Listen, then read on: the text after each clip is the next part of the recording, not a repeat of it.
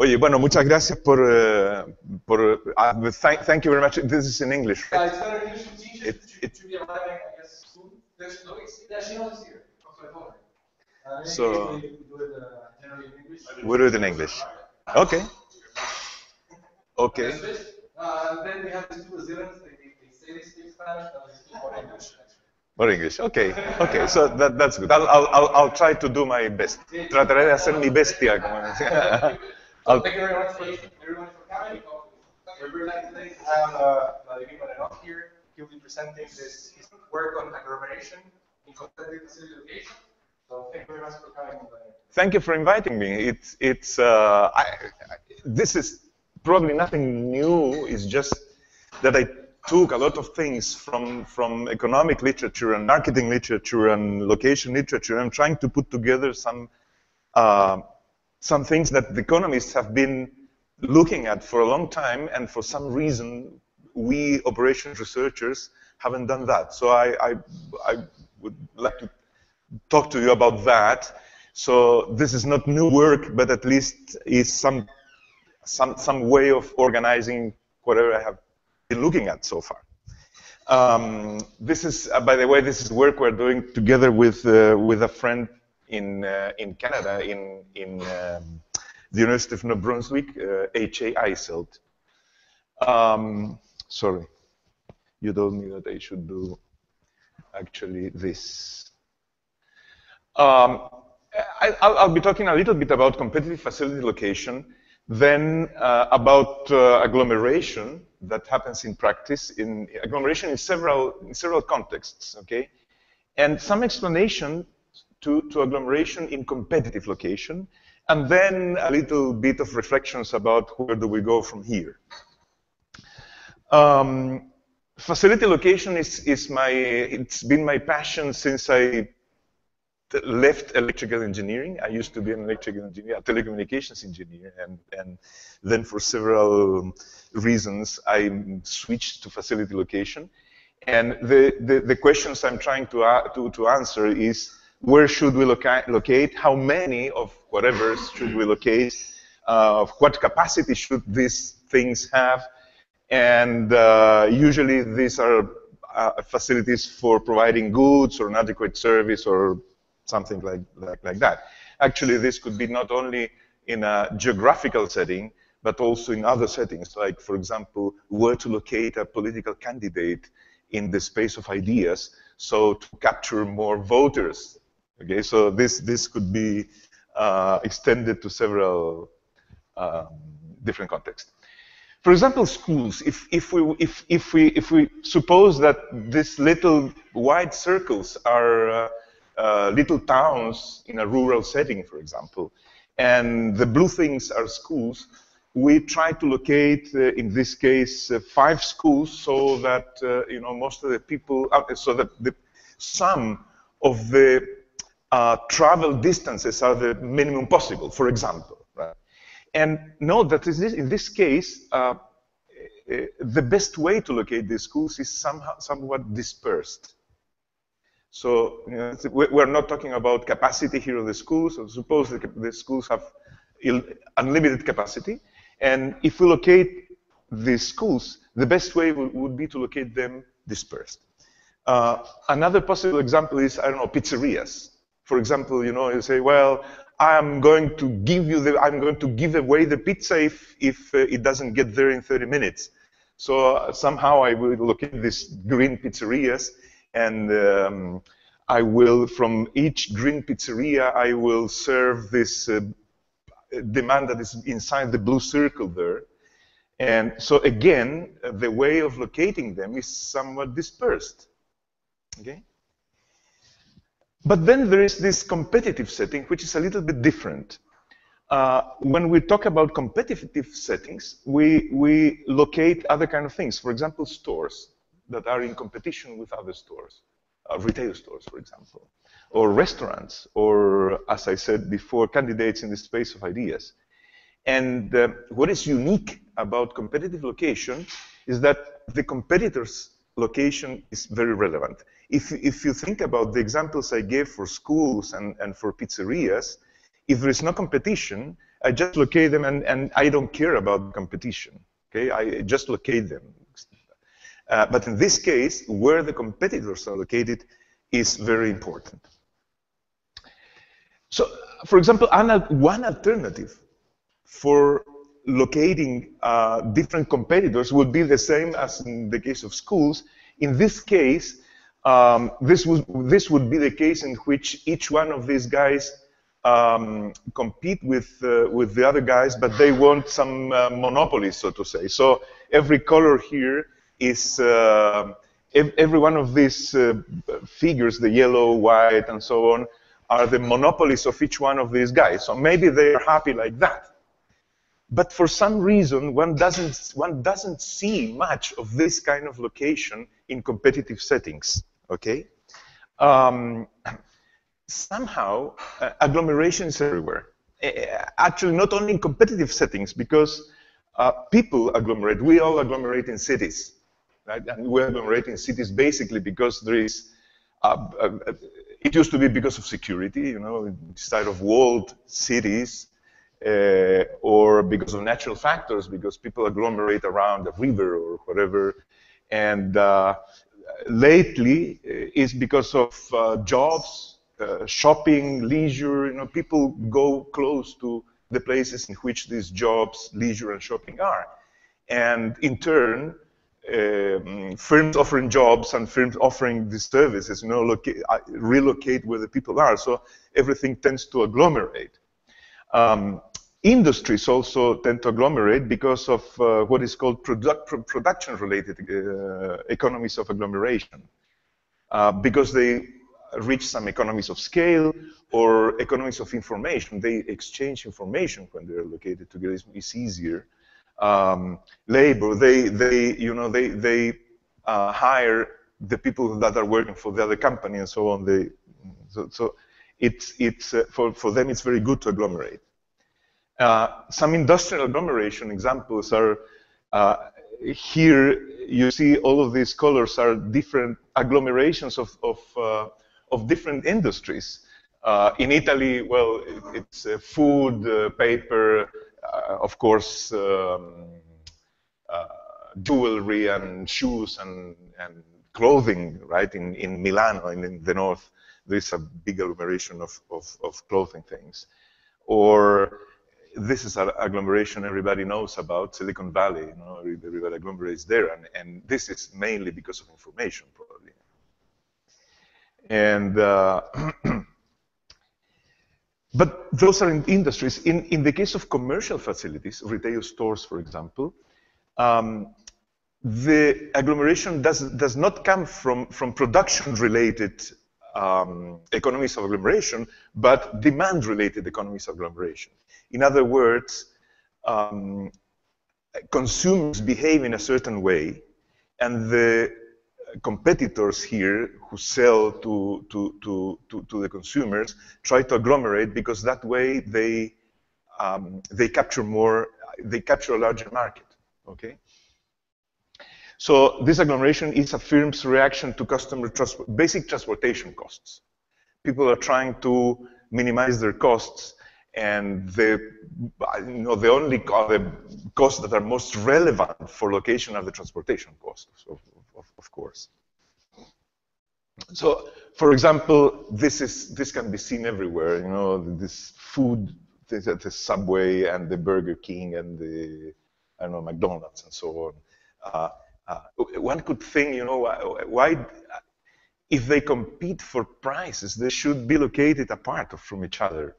Because if they are apart from each other, they can charge larger prices. But somehow they don't do that. They agglomerate. Jewelries. This is in New York, I believe. This is a very interesting example of this is the Grand Bazaar in Istanbul. You know? I like it because of this pink thing where belly dancing costumes. You know, there's a lot of belly dancing. People go there to buy these kind of things. Also, there are some dispersion forces. Okay, congestion. If a place is too congested, maybe some of these commercial places will go away and try to avoid congestion. Okay? price competition, when there is a lot of price competition, being away from each other is much better. When there are extensive cities, sub-centers tend to form, and they also tend to not be agglomerated. And also, when there are what's called delivered prices, as opposed to milk prices. I'm going to be talking mostly about what's called milk prices, in which case, people go to the place where they purchase a certain good or something, and everybody pays the same price for the good plus the price of transportation. Meal pricing es cuando todo el mundo recibe. Meal pricing is the price when everybody receives the same price. So they have to pay that price plus the transportation. This is a case of a dispersed facility. I don't know. Maybe they just took this from some McDonald's and put it there. I don't know. I just found the picture. So the question is why they do agglomerate. And people have been talking about this even in the operations research areas. So, in some papers they say, well, there's some agglomeration here. However, the explanations that have been given so far are not very satisfactory. Here are some answers. No, this is just joking. As I said before, this agglomeration has to do with the consumer behavior. The consumers try to minimize transportation price, and the firms react to this consumer's behavior doing something. And this results somehow in transportation. And a very simple example is this thing that probably many of you have seen, the famous Hotaling problem. This is a paper written in 1929. Hotaling, by the way, I think he was a marketer. He was in marketing, I think. And he was talking about, suppose there is a linear market here. This line, this horizontal line is a linear market that goes from 0 to L, say. And consumers are uniformly distributed over this market. And every consumer demands exactly 1 unit of whatever it's being sold here. And the demand is absolutely elastic. Everybody must buy 1 unit, okay? And so what they do is they go to the closest seller and they buy the unit and they go back home. Okay, this is the typical setting for hoteling. And sorry? Huh? Yeah, well, this is an interesting story because everybody talks about the ice cream sellers on the beach, and Hotaling never told that. But this is one of these papers that someone cites this paper, references this paper, and there's another guy that references the second one, and the second one references the third one, and so on. And there is hundreds of people that have never read the original paper. So everybody thinks that it's about ice cream sellers, and it's nothing to do. But so that, by the way, was the incentive for my friend H.A. Eiselt and me to edit a book on original papers in several areas in location. So anyway. Okay, so suppose there is these 2 competitive sellers, A and B. And they're there, and what people do is going to the closest one. So those people who are at the right of B, they will go to B. By the way, there's full information. Everybody knows exactly the product being sold. The product is the same for both sellers, and they know exactly where the sellers are. So they can go to the closest one. They know where they are.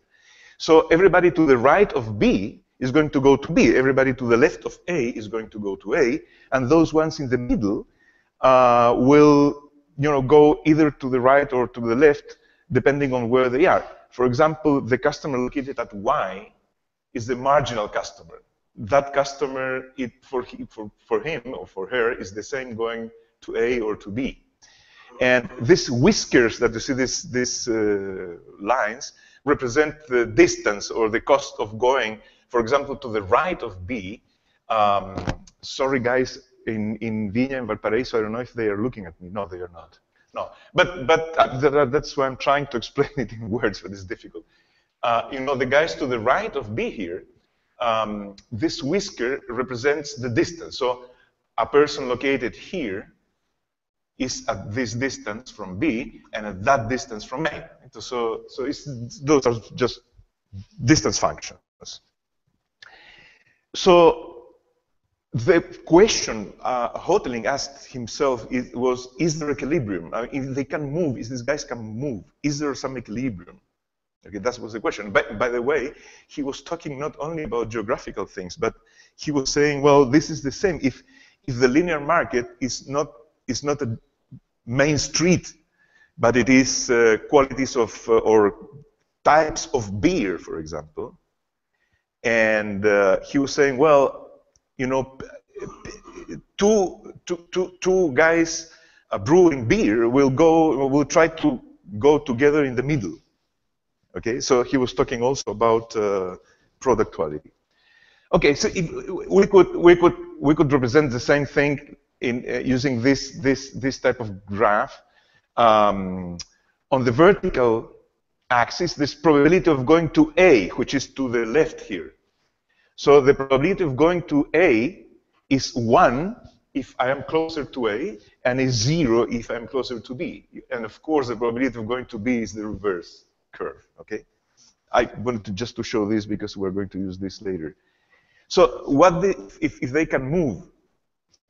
In this situation, the guy on the right is going to get most of the market, right? So the guy on the left, if he can move, he says, well, I don't like much that. So I will go there and I will get most of the market. And so on and so forth. They're going to keep moving like this until they get to the middle. And then everybody's happy. Then they're happy because nobody can move, so to improve its situation. So there's Nash equilibrium in there and everybody's happy. Okay, so this was called the principle of minimum differentiation. Okay, people try to differentiate from each other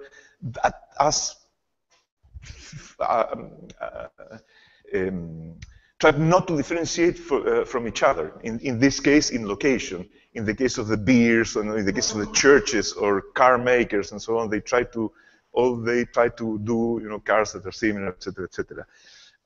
This guy Boulding was very enthusiastic about it and says, well, you know, this is in everywhere, these principles, and this is the explanation for agglomeration. And by the way, about this paper, Hotaling has been, I don't know, hundreds of papers, you know, following this Hotaling guy. The trouble is, this doesn't work always. Okay, if we take the previous picture and we add price, let's suppose the two guys have the same price. It's like putting a price is like adding a distance, right? There's an equivalence between price and distance in this case. And in this situation, the same thing happens as before. We can even try to establish a utility function for every possible customer located at X. And the utility function is a value R, which is the value people give to the product. Okay? How much are they willing to pay for the product? In this case, let's suppose it's infinity, basically, because the demand is inelastic, okay, so they have to pay. So utility is R, very large R, minus the price, minus the cost of the travel distance, okay? And again, they're going to go together in the middle. However, if there are different prices, things don't work that nice. And in practice, actually, most of the time, the prices are not the same. And why doesn't happen the same? Because when they get together, if they can lower the prices, one of the guys is going to have a cost that is a little bit lower than the other one. And finally, they are going to lower their prices as much as they can. And this kind of situation is going to happen. One guy has a lower price than the other one. And of course, if you look at this, and if they can move, the guy with the lower price, P sub A, is going obviously to try to move to the right so to capture all the market. And the poor guy with the price PB is going to try to run away from A. So they're going to be moving all the time. So there's no equilibrium, right? If they can move, of course, which is not always the situation. By the way, Dispersion and others in 1979, so 50 years later, discovered that Hotaling had a mistake. Nobody had seen that before. They discovered this thing about the prices. You know that an epsilon. Sometimes, if the two guys have the same prices and they're located beside each other, if one of the guys lowers the price in epsilon, gains the whole market. So there are jumps in the capture which are non-continuities, which are really bad. Is that going back to the Tran price when they are together? Yeah. I think it's. Well, so different prices make a break the principle of minimum differentiation somehow. Also, if the willingness to pay or reservation price is lower, like this, again they don't go together. In this case, in the left, for example, they are in a good situation because actually they can move a little bit and the things don't change. Think that people that goes to seller A are those people between C and C prime. And people that go to the seller B are those between B and D prime. So A and B can move a little bit and nothing is going to change. But if they try to go together as the figure on the right, they're going to lose market. Because the markets of both are going to be overlapped. And as they go closer, the market of each one is reduced. So there's no agglomeration there, okay? Well, people have been looking also at what happens when there are more than two facilities, which is the usual case, right? And these guys, Eaton and Lipsy, in 1975, looked at the case of several facilities. And for 4 facilities, 5 and 6, they found several different equilibrium situations. And in none of these cases, there is full agglomeration. Actually, they locate in pairs, basically, but not more than pairs, not more than 2. So there is some agglomeration, but not that much. That's with the equal price assumption? At equal price, yeah, at equal price. I'm being sloppy sometimes, sorry about that. I should define. Well, the next thing is, what if they cannot move? What if they just locate? What if the first guy locates and the second guy comes and locates later? Then we have a von Stackelberg game. And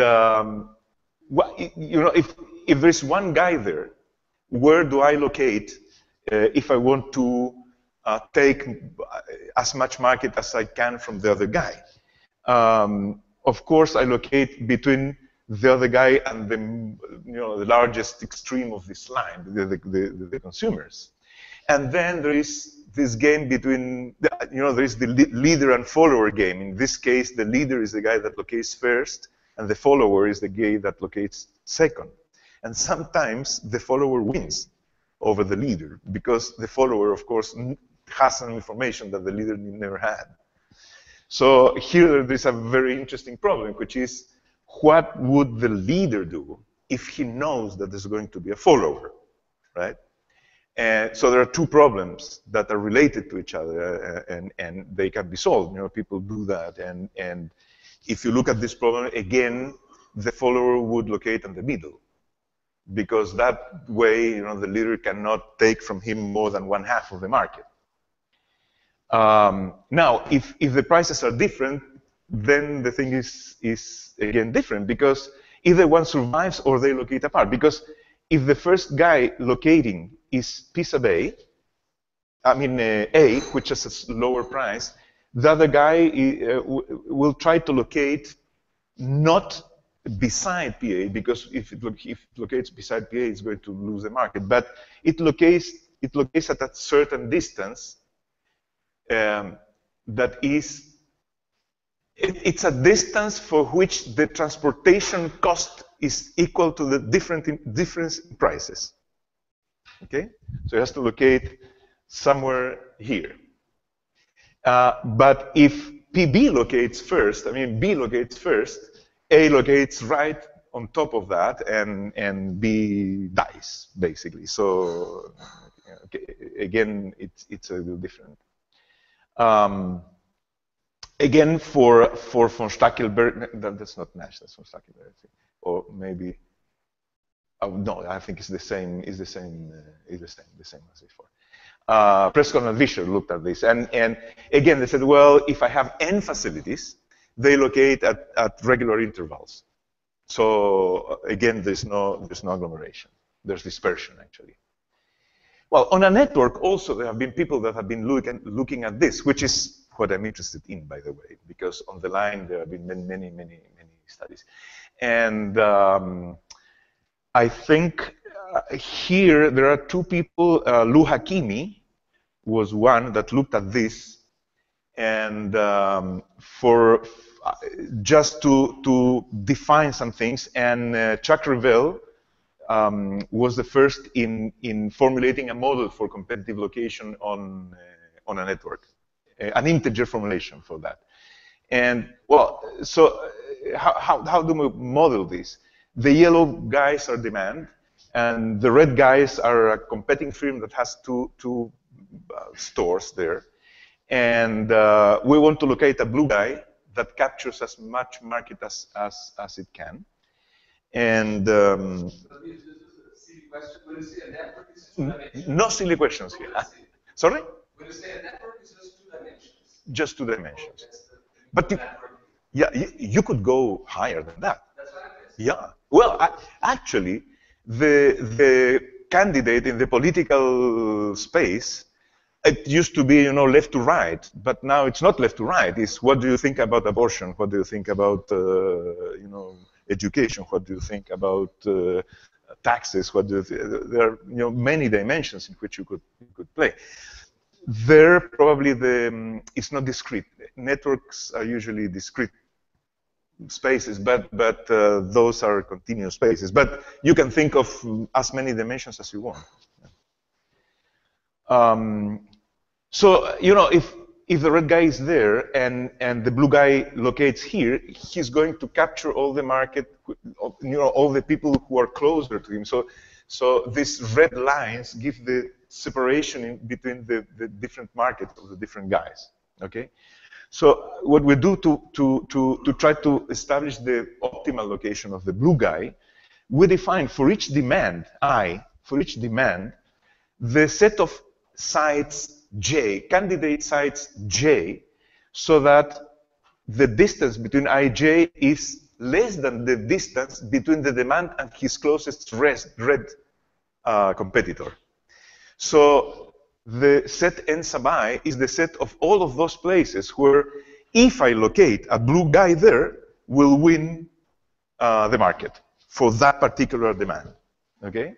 So, for example, for that light blue guy, the circle goes exactly touching the closest red competitor.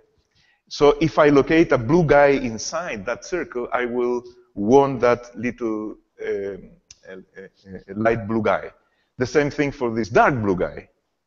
For the dark blue guy, I have to locate closer because the red one is closer too.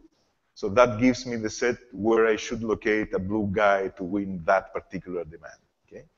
And with that definition, we can formulate very easily a model that has just 2 variables.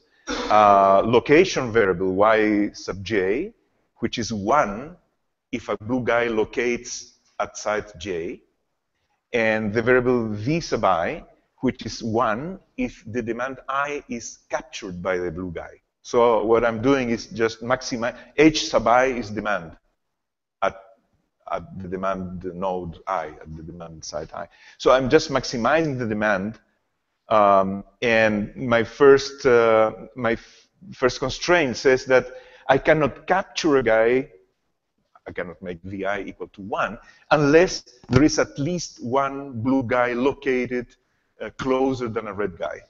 And the third constraint is just the number of blue guys that I'm going to locate. So this model has been very famous and was formulated in 1980 something. And it's a very good example of what people have done in this area. This model, by the way, sometimes if one runs this model for different instances, sometimes there is some agglomeration, but there are a pair of guys around here, but then there's also dispersion. So it doesn't give much. It doesn't resemble much what happens in practice. There have been many followers. I mention myself because I'm mentioning myself. Because I am I. Because I've been working there. There's a lot of people that have been very nice, that have done very nice things about that. So there are some names there. If you are interested, I have a lot of references for these kind of things. Again, mentioning myself, this can be extended to other kind of situations. For example, here we're locating hubs for an airline. The yellow things are little towns. The red circles are hubs, airline hubs. For example, I don't know, Dallas and Atlanta and Houston. And if I want to go from I here on the left to J on the right, I have to go through exactly, or at most 2 hubs. So there are models for locating these hubs. The idea is to concentrate traffic between, between large distances and concentrate the traffic at these hubs, so the transportation is cheaper. And what we did was a model that would say, well, given that there are guys that have their hubs located, I will locate my hubs so I can capture the demand by offering a shorter trip. And for example, if I locate those blue hubs there, I can offer a shorter trip for going from I to J, shorter than my competitor. And this can also be formulated. I will not bore you with the math of this, but for example, here's an example. The competitor hubs, the red ones, the round ones were the ones that were there, and then we locate these square ones, and you see sometimes there is agglomeration, like up there, but in the hub that is below, there's no agglomeration. They are not together. Well, so far the assumptions are always the same. In a sense that everything is homogeneous, people are homogeneous, the products are homogeneous, people go by and go back home, there's full information and so on. In all these cases, an epsilon in distance or price means a whole world of difference, because if I move the price a little bit, things move around very fast. Or if I move, if I am at the right and move to the left of the other guy, everything moves very, very, very fast. All stores are monopolies over their market, so if I capture a certain point, I capture everybody at that point, okay? And agglomeration is not explained if there are more than 2 facilities. So the idea is that something else is going on. Sorry.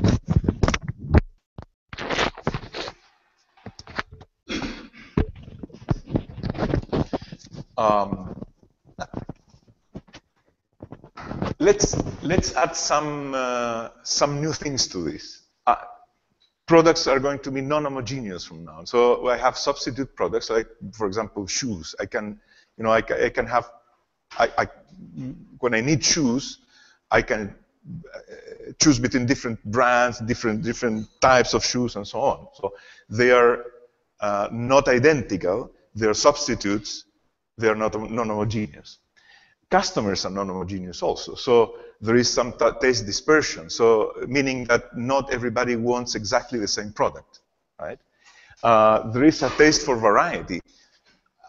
Everybody does not buy the same thing every time they go to buy, okay? And let's for now stay with the non-elastic demand and the full information and so on. Can I ask a question? Many times you mentioned about Wikipedia, but now you said that sometimes I may go for one type of shoe and the next time I can go for another one. How do you consider time? Is it a dynamic system? Do you consider time 0, time 1, time 3, etc.? No, is it instantaneous?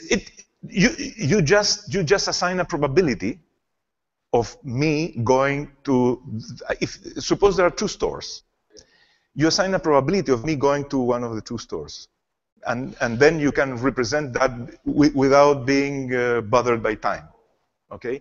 The same thing with an agglomeration of demand. I mean, when you have a certain amount of demand represented at a point, you say, well, if not everybody is going to go to the same place, but some of the people, I don't know, a fraction of the people are going to here, a fraction goes to go there. So you can represent both things using the same kind of concept. In a static setting. Sorry? In a static setting. In a static setting. So, and well, this can be actually represented, and these guys in 1985 said, well, the people in transportation know this very well, right? Actually, the utility that the customer gets is, it used to be just this. It used to be the value people assign to the thing, the reservation price, minus the price of the good, minus the transportation cost. But then they say, well, also there is some random component here, a random component epsilon, and a factor mu that says how dispersed, how much is this random. How important is this random component? How dispersed is the taste? How dispersed is the utility for the different people? And by the way, this can be represented by probabilities written in this way. This is a famous logit function, okay? And this is a thing that people have been using. When one starts using this, things change very much, because remember the step that we have before.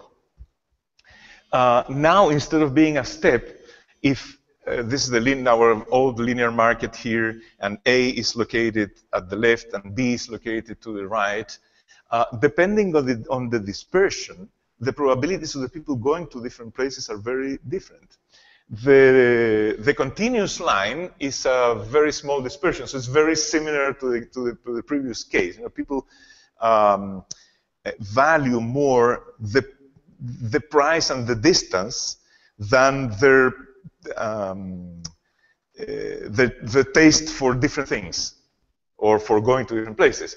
While this, so the one that says mu equal 20 is the case in which people value more being able to buy different things at different opportunities or going to different places. Okay, so these curves turn up to be very different, and yeah, they used to be here a symbol.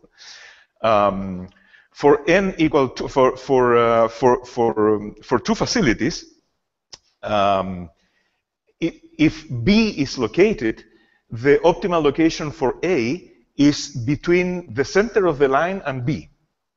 And if a Nash equilibrium is, again, as before, at the center of the line, at L half, the middle of the line. Here, the price competition is reduced by heterogeneity. By the way, when they both go together, these lines that I'm drawing here, it's almost a horizontal line. Because the probability of the people on the left going a little bit farther away to buy the other product is very high. So it's almost indifferent between which ones of the 2 are going. As they spread apart, you see, like, for example, if you look at the picture on the right, the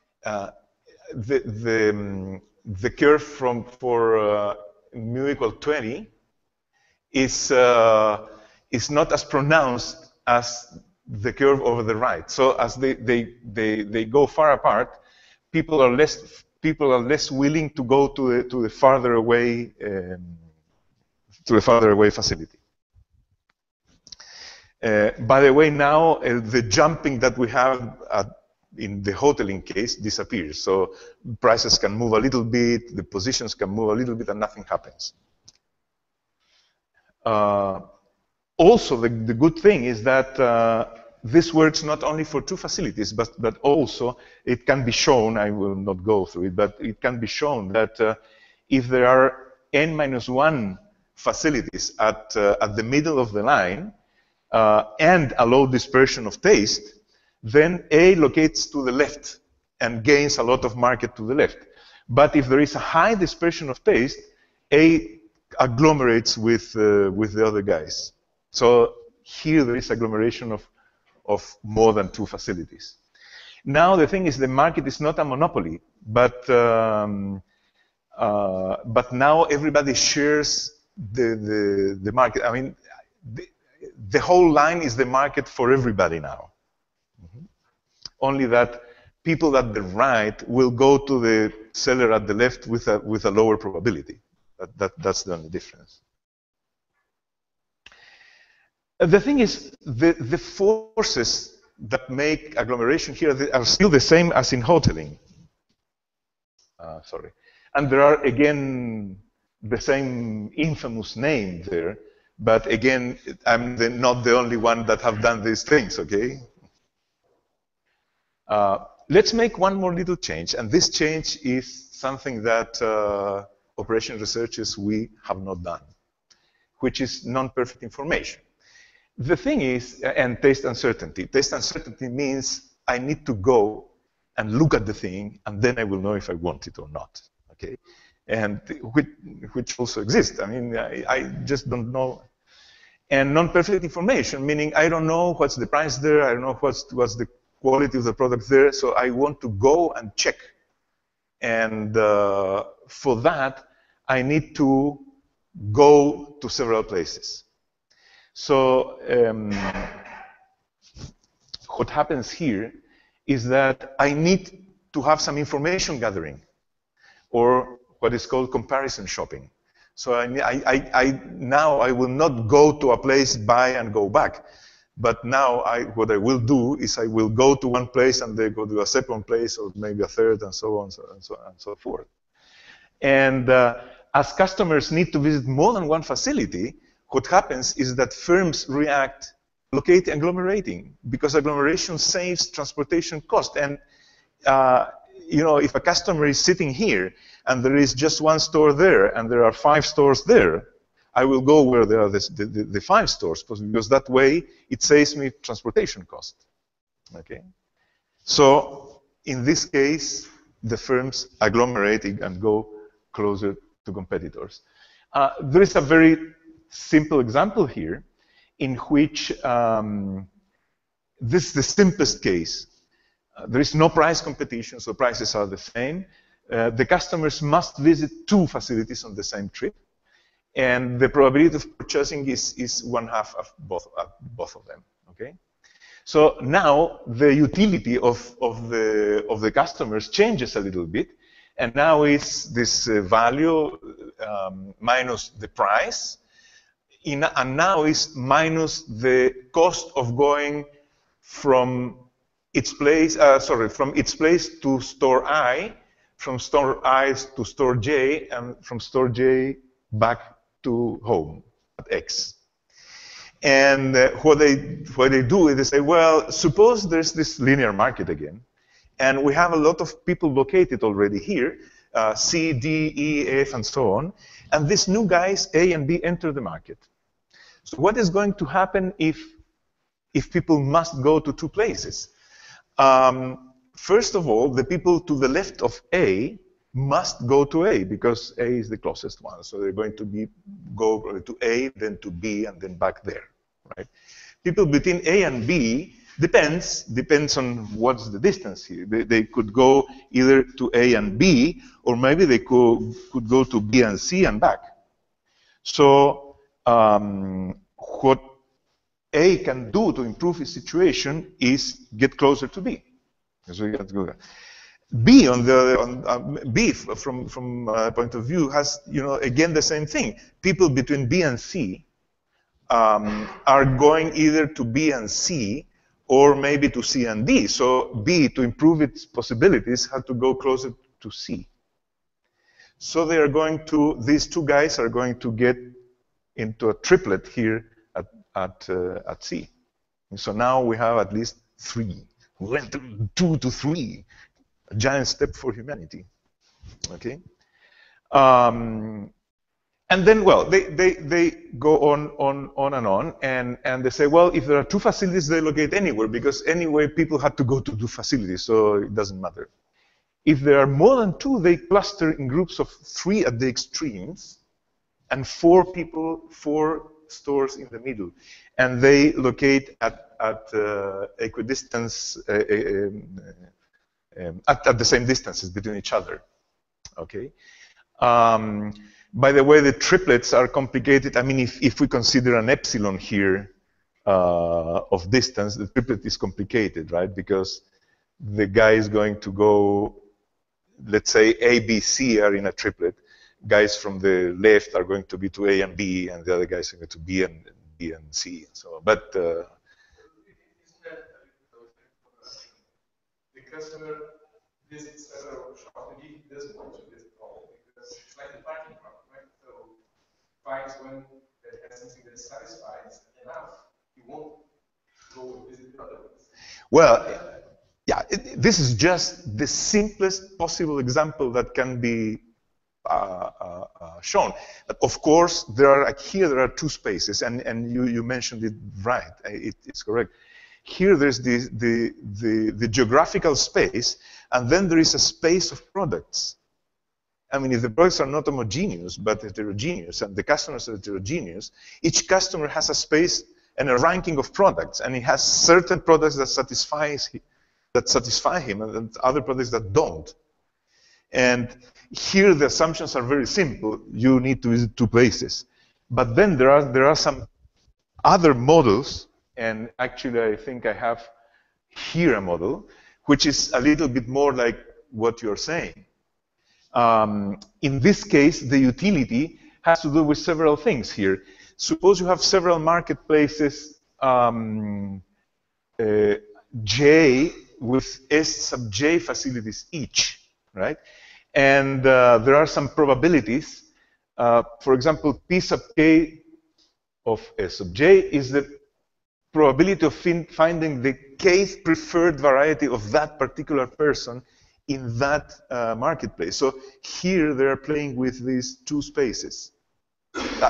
Were you referring to that? I mean, somehow you say, well, you go to one. If you don't find, you go to the second one. It's optimized, yeah.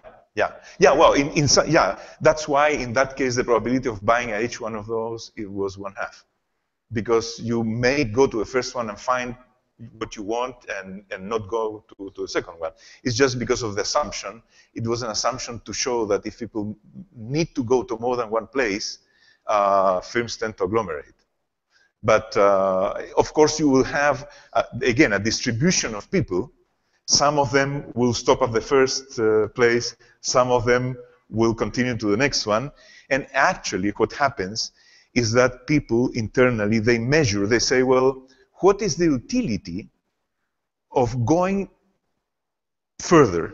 What is the utility of going to a next place? Would I mean, what is the probability of finding something that is going to be better, and what is the cost to going to it? They compare this. So you're right somehow. Okay.